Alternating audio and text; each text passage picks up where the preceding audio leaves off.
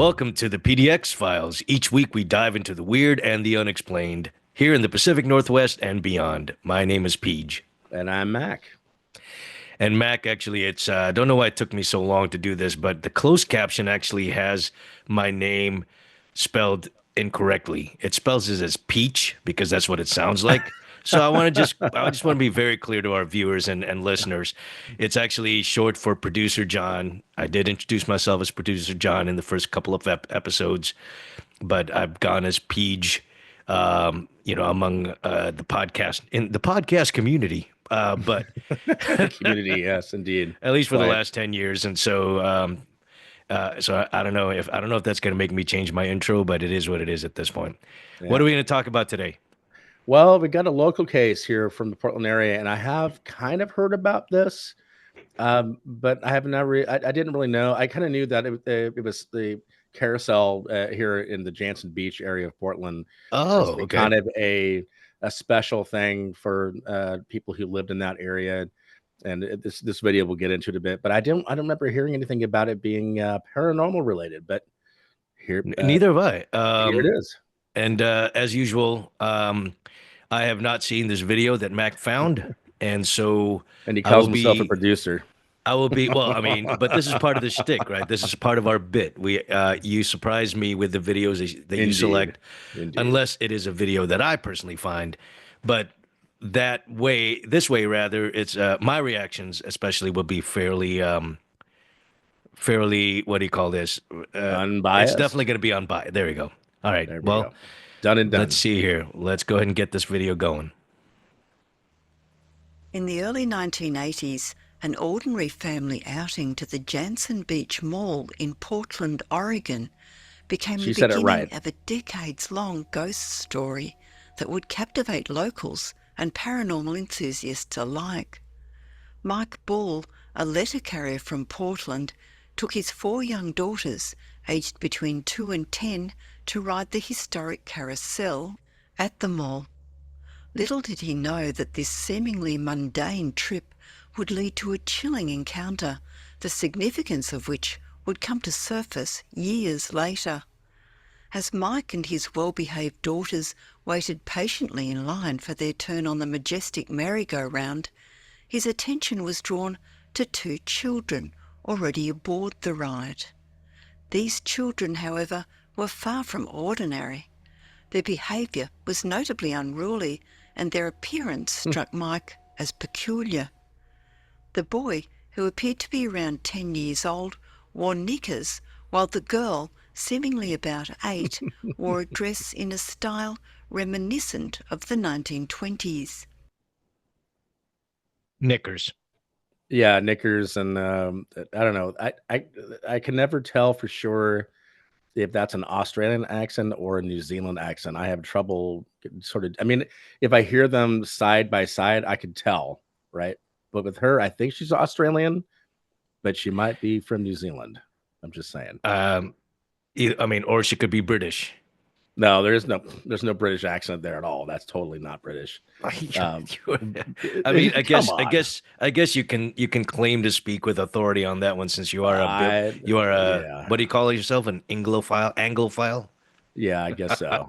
Yeah, to So make sure nobody think that's racist, by the way, it's not. But so, at first glance, what I was thinking when I heard this is that, okay, this is, it's possibly residual because they're kind of doing the same thing over and over again.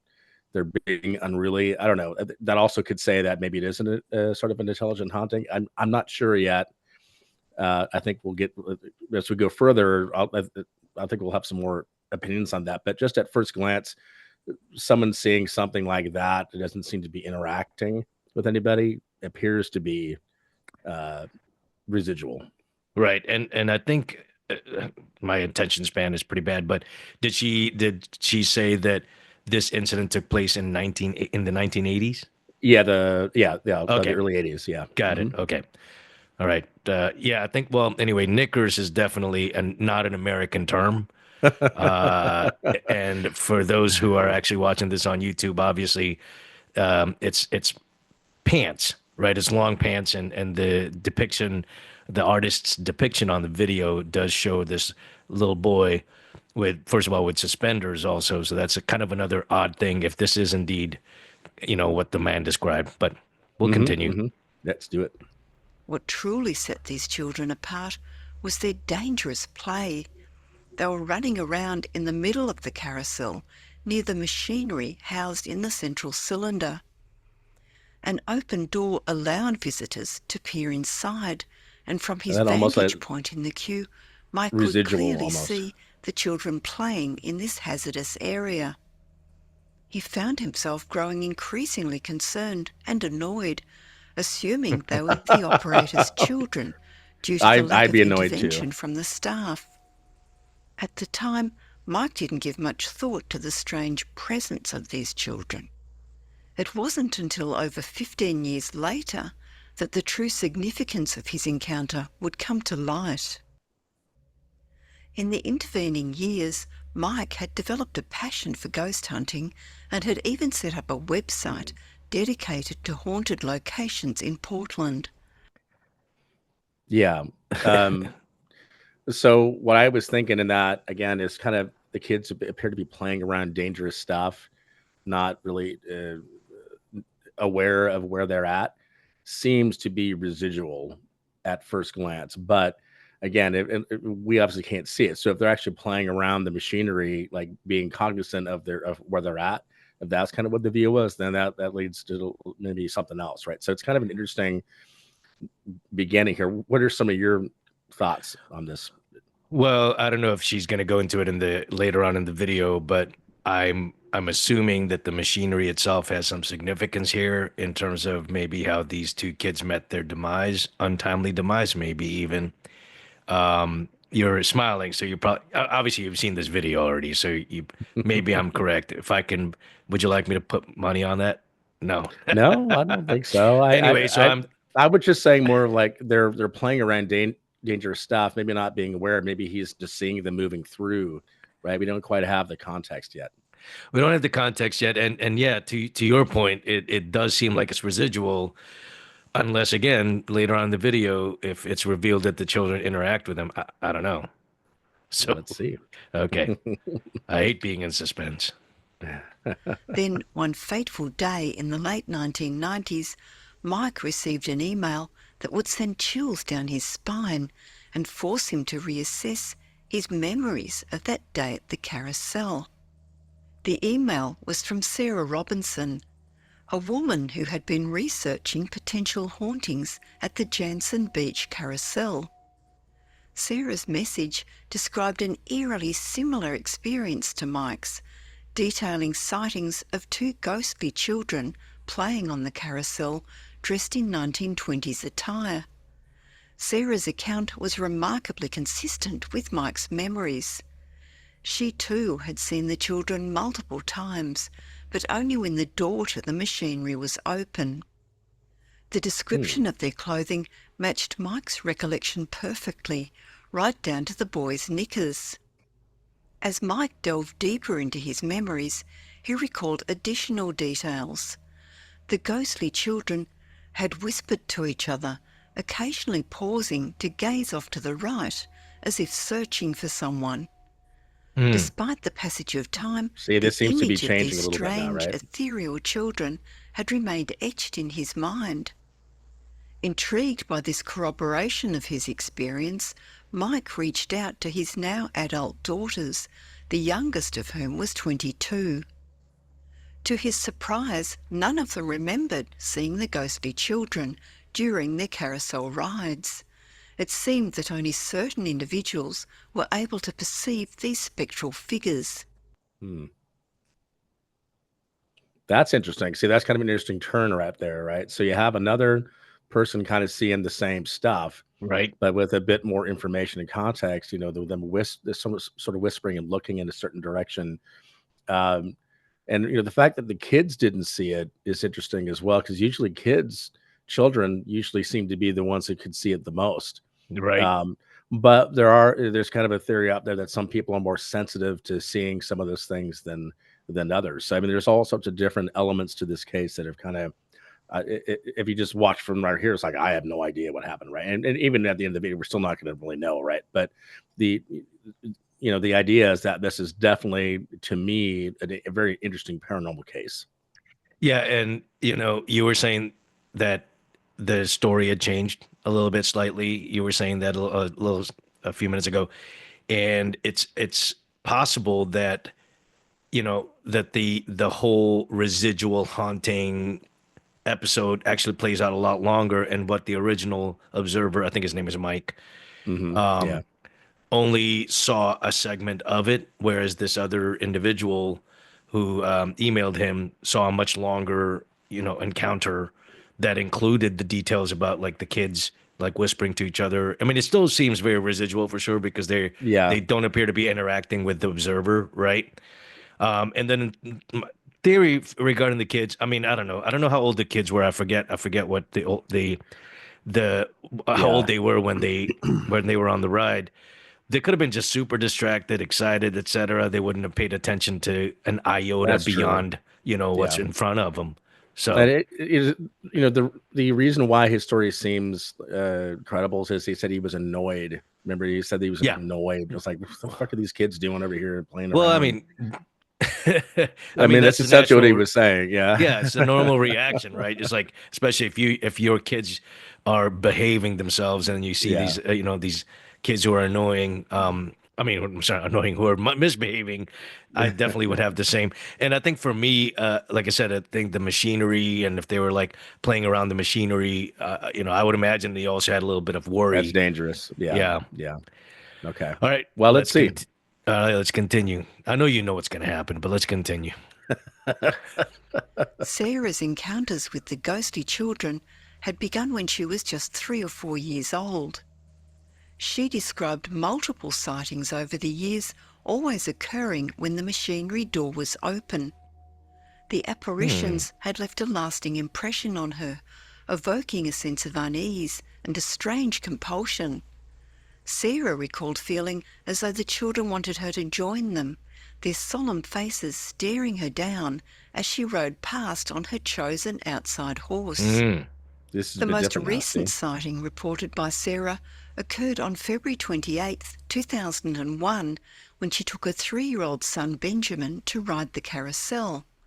As they waited for the ride to begin, Sarah noticed they were positioned directly in front of the open machinery door. A shiver ran down her spine, and her son looked up at her with fear in his eyes, saying, "There's kids under there, Mama." Mm. Benjamin's reaction to the ghostly children was particularly telling. He expressed a strong aversion to going near the machinery, and upon returning home, he was visibly upset and wanted to discuss the experience. Hmm. So, It's made a total change, right? Now it's more like almost one of the kids are warning other kids like not to come into that area because it could be bad. right. And And and, and maybe they knew this gal who had been going there for so long, seeing the carousel. did the kid say like that he saw the kids underneath the machinery? Yeah, or like So, in or underneath something. Yeah, something okay. underneath the machinery. Yeah. Yeah. But did she also say, oh, first of all, I do want to acknowledge, yeah, definitely not British. And I've watched enough YouTube creators from Australia and New Zealand to lean towards the narrator being from New Zealand. That's what I thought too. It has more of that New Zealand. It seems like they kind of got a dirty spin on the Aussie accent, so which I like. Um, so so anyway, but when you were saying that the I'm sorry, you said that the ghosts were warning the Uh, kids? Possibly, I What? don't know. I mean, it's like, the fact that the kid, Benjamin, had like this aversion to that area and was very disturbed by it. I wonder if they were trying to tell the kid, hey, because they were positioned right in front of where that door was right, and it was open. So I wonder if the kids were trying to save the other ones or that kid from going in that area. Well, probably. And then the kid, the 3-year-old kid from the 2001 episode or incident rather, um, discerned that Yeah, yeah, somehow. and he was really disturbed by that. So that's a Yeah. really interesting turn of events. All right, you asked me to skip to this time, so I'm gonna click here. who wanted him to play with them. What Oh, maybe not. Benjamin said next was Should truly I chilling. rewind? I'm gonna rewind. In a quivering voice, Oh, he told his sure. mother, son, and his responses aligned eerily with her own childhood encounters. I mean, I think it was fine to start where it Benjamin was, but described seeing two children, a boy and a girl, who wanted him to play with them. What Ah, Benjamin so said that throws next my theory was right out the truly window. chilling. In a quivering voice, he told his mother, they got hurt and they can't leave. They're stuck in oh, there. The girl said, don't throw him. This cryptic message would later prove to be a I know it potential is now. clue in unravelling the mystery of the carousel's ghostly inhabitants. The history of the carousel itself adds another layer of intrigue to the ghostly encounters. Built in 1921 by the C.W. Parker Amusement Company in I think going to Leavenworth, say the Kansas, CW the channel, the TV channel, carousel but has yeah. a storied past. Some historians claim it operated at the Venice Beach Pier in California from 1921 to 1924, alongside a roller coaster known for its numerous fatalities. Yeah. Newspaper articles from the time frequently used the word thrown to describe how victims met their demise on the coaster, eerily echoing the ghostly girl's plea heard by Benjamin, don't throw him. This connection raises the possibility that the spirits haunting the carousel might be linked to tragic accidents that occurred during its time at Venice Beach. So again, it's so confusing in this one, and I remember this now. I remember it may have been imbibing while I was doing some of the research, but it's all coming back to me now. It's like this is such a weird thing because it goes from like, okay, this is residual. Okay, maybe this is intelligent. Okay, maybe this is kind of residual again because they're kind of, I mean, maybe they, Benjamin, the little kid was just assuming that the kids wanted him to come play with them, right? right. And they're kind of seeming to be, but they're also sort of giving warnings at the same time. But is that just because of the tragic accident that happened? Which again, with hauntings like that, residual hauntings, it leaves that imprint, right? It's not necessarily an active haunting that's intelligent. It's just doing the same thing over and over again. Yeah, and and the kid saying that he discerned that the kids couldn't leave from there, that they're stuck there. Yeah. And again, from a residual haunting standpoint, that kind of tracks. Hmm. However, and there are two different theories, of course. They're stuck at a place, or they're stuck at a particular equipment. In this case, the carousel, Yeah, especially if it they're started attached to the out carousel, right? Yeah, right, especially if it exactly. started out at in what did he say? What did she say? Venice Like the Beach? 20s, like It 2021, was in California, though, or not right? 2021, but 1920, 1921. Yeah, Venice Beach, California. Oh, Yep. okay. Yeah, because it was looks like it was transferred here in 1972 Yeah. or So something when like that. we know from our experience, and anybody who's viewing who knows anything about ghost hunting, that if you have construction remove stuff around, a lot of those things can like stir up that type of activity. It's not necessarily an intelligent haunting, but it My bad, stirs up that. 1928. Yeah. 1928 was when it was transferred here. Yeah, but I mean that's certainly it's a weird one because there's certain elements to it again that seem intelligent, but there's also residual Well, elements. you were saying earlier that that there are some people who are more open to it or more susceptible to hauntings, and perhaps for some of the observers they were deemed, if there was an intelligence there, they were deemed that okay, we'll just be residual to this guy, or we'll be residual to this woman. Hmm. But then to the kid, it's like, oh, now let's interact because this kid is more open. Yeah, they're more open just naturally, just being a kind of that age group, right? Yeah, Yep. yeah. Um, this kind of reminds me of that one investigation that we had in Beaverton. And actually, maybe you weren't there, but there was supposedly a something attached to a baby's crib. Were you Mm. there for No, I that? don't think so. Mm-mm. All right, but that one right there was bought at a garage sale, and so again, that's definitely something that was attached to that particular object. Yep. Okay, Let's continue here. After its stint in California, the Carousel was moved to the Jantzen Beach Amusement Park in Portland in 1928. There you go. The park was a popular attraction until 1970, when it was closed to make way for the Jantzen Beach Mall, which opened its doors on September 28, 1972. The Carousel found a new home within the mall, continuing to operate and entertain visitors for And I decades. kind of remember that, not back to the However, 70s, the but mall and its beloved Carousel would face significant changes in the years to come. In 1995, about 2/3 of the mall was demolished to make way for big box development. The centre was renamed Jantzen Beach Supercentre and expanded to 800,000 square feet. Fortunately, the east wing of the mall, where the Carousel was located, remained intact with 3 anchor stores and a newly created food court. The ghostly sightings at the Carousel have not been without controversy. When Mike shared Sarah's story on his website, he received an angry email from a Carousel operator who dismissed the ghost reports as nonsense. The operator claimed to have worked there for years without witnessing any supernatural occurrences. Which could mean nothing. could mean nothing. I mean, the guy was pissed off. I mean, to me, if I was him at that point, I was like, oh, this is great because that's going to get people to come to the carousel, and it's going to be in business for a lot longer years. Probably people want to investigate that, but Yeah, because there are everybody likes a sideshow, right? right, and that's kind of what the carousel is, and when you look at it that way. But maybe he was just like, maybe he had seen stuff and he was afraid. That could be another thing too. Yeah, but yeah, I definitely have memories of the Jantzen Beach Super Center, first of all, and also having ridden that carousel at least once. Oh shit!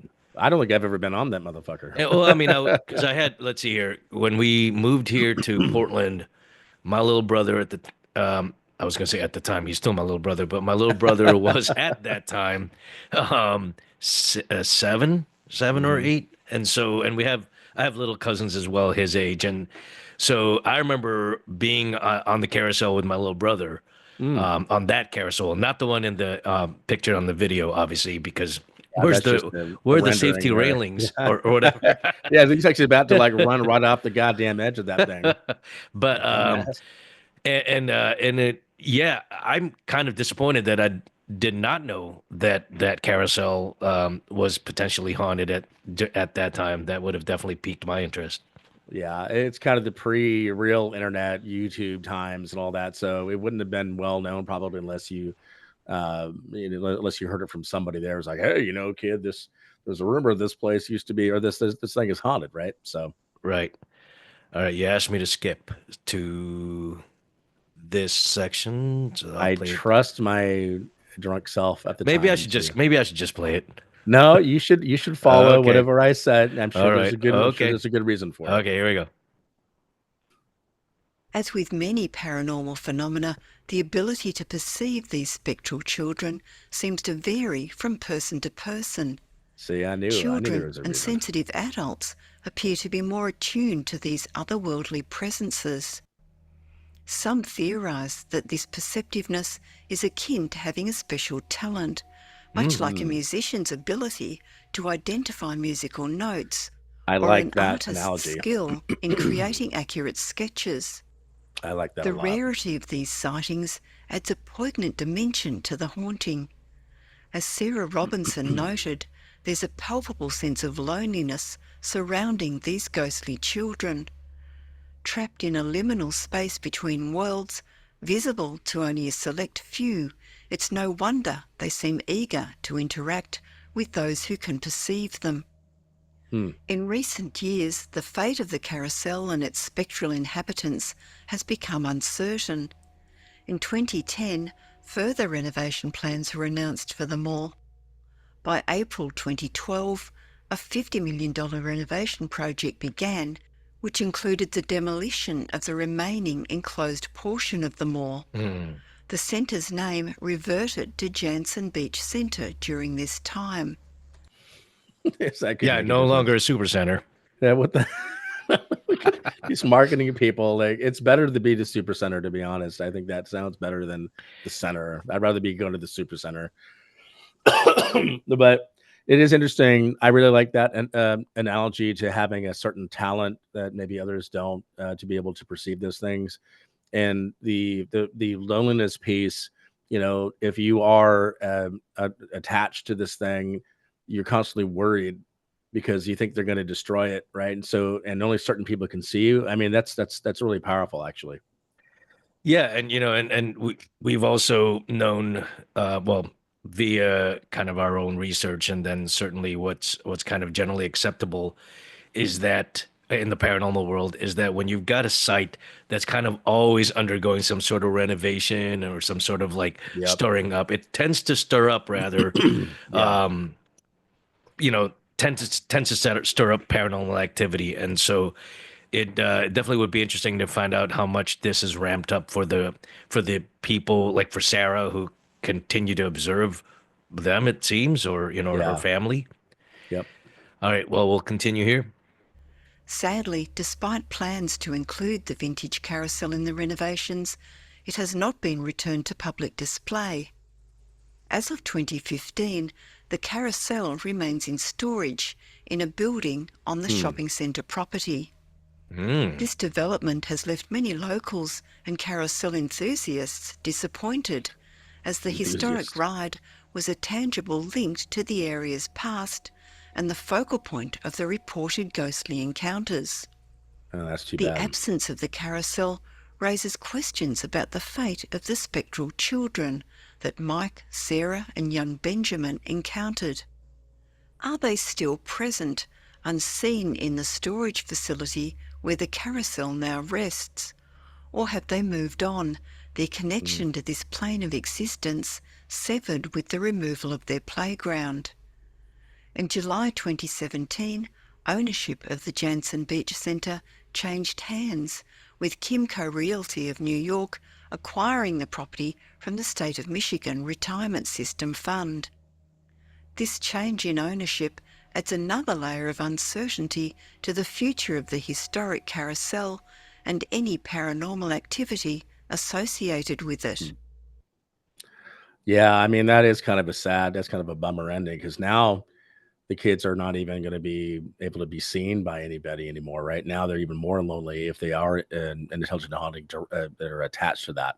That's a very interesting, kind of somber story. But I tend to think that that is a possibility. I know carousels are kind of creepy anyway, a little bit. They're kind of one of those things that did you kind of remind people of the past Days and gone by, right? days gone by, right? So, I think that's an interesting story. Is it haunted? I don't know, but maybe.